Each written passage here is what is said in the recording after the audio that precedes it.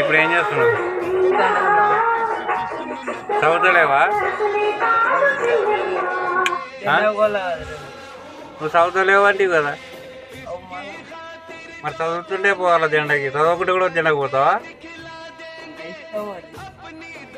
మరి ఆ స్కూల్లో రానిస్తారు చదవకుంటే నేను బయట స్కూల్లో పోతావా? రానిస్తారా? చదివేతోళ్ళు పోతారా బా? చదవని వాళ్ళు కూడా పోతారా?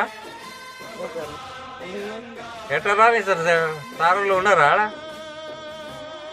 ఏమన్నారు మరి జెండా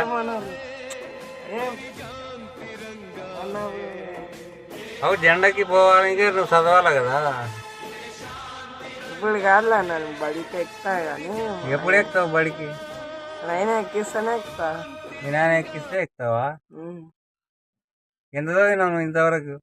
ఇంతవరకు చదివినా జెండా పోయినా మళ్ళా అవు ఎంతవరకు చదివినావు? ఎన్నో క్లాస్ వరకు చదివినావు? 2వ క్లాస్ వరకు చదివినావా? అప్పుడు చదివినా అప్పుడు లేక అన్నీ వచ్చినాయి కానీ. అప్పుడు అన్నీ వస్తాయి కానీ మరి ఇప్పుడు ఏం వస్తలేవే? రానట్టేనే. ఎందుకు రావు? మళ్ళా పని చేసుకో అని చెప్పిండు సార్.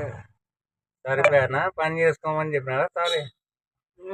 పని చేసుకో ఇట్లా మీ అమ్మ మీ నాయన పనికి పోతే పో అని చెప్పిండు.